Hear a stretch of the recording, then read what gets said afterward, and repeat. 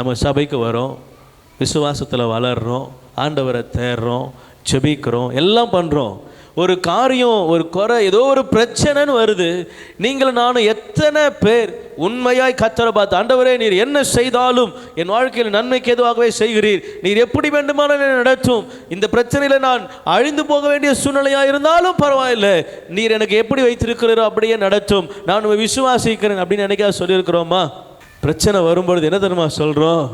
ஏன் ஆண்டவரே எனக்கு இந்த பாடுகள், ஏன் ஆண்டவரை என்னடி சோதிக்கிறீங்க, ஏன் ஆண்டவரை எனக்கு இந்த காரியங்களை அனுமதிக்கிறீங்க, ஏன் ஆண்டவரை எனக்கு இந்த காரியம், ஏன் இந்த பிரச்சனை, ஏன் இந்த நஷ்டம், ஏன் இந்த கஷ்டம், ஏன் இவங்க இப்படி பேசினாங்க, ஏன் இந்த வார்த்தை என்னை பற்றி சொல்ல விட்டீங்க, ஏன் இப்படி என்ன பண்ணீங்க?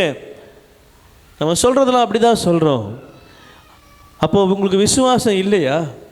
இதுவரை நடத்தினார்ல, இதுவரை அவர் செய்த காரியங்கள் எல்லாம் கண்டிருக்கிறீங்கல்ல, இதுவரை ஆண்டவர் நமக்கு நடத்தின காரியங்களை நம்ம பார்த்துருக்கிறோம்ல, நம்ம அற்புதங்களை அவர் கரங்களால் பெற்றிருக்கிறோம்ல, இதுவரைக்கும் நம்மளை எவ்வளவு நேர்மையாக நடத்தியிருக்கிறார். நீங்கள் அறிந்தும் அறியாதிருந்த எத்தனை காரியங்களை உங்களை ஆண்டவர் காப்பாற்றி இருக்கிறார்.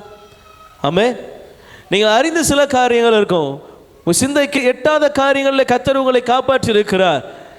எத்தனை பேர் அதை உணர்ந்திருக்கிறோம்? நீங்கள் போயிட்டு வந்திருப்பீங்க, அதுக்கப்புறம் அந்த இடத்துல ஒரு விபத்து நடந்திருக்கும், ஆண்டவர் உங்களை அங்கேருந்து காத்து இருக்கிறாரு. அந்த விபத்து கேள்விப்படலைன்னு உடனே கர்த்தர் உங்களை காவாமல் போனார்ன்ற அர்த்தமா? அங்கேருந்து உங்களை கொண்டு வந்ததுக்காக உங்களுடைய சித்தத்தில் நீங்கள் வந்துட்டீங்கன்னு நினைக்கிறீங்களா? ஆண்டவர் சொல்கிறாரு, இல்லை, நீங்கள் அறியாத எத்தனையோ காரியங்களை நான் உங்களை காப்பாற்றிருக்கிறேன். உங்கள் சிந்தைக்கு எட்டாத நன்மைகளை உங்கள் வாழ்க்கையில் நீங்கள் இன்னும் இப்போ வரைக்கும் நினைவு கூற முடியாத நன்மைகள் ஏராளம் உண்டு.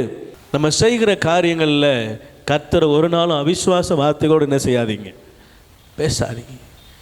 ஏன் ஆண்டவரேன்னு சொல்வதற்கு வசனம் சொல்லுது, படைப்பு படைத்தவரை பார்த்து ஏன் என்னை படைத்தா என்று கேட்பது தகுமோ? தகாது.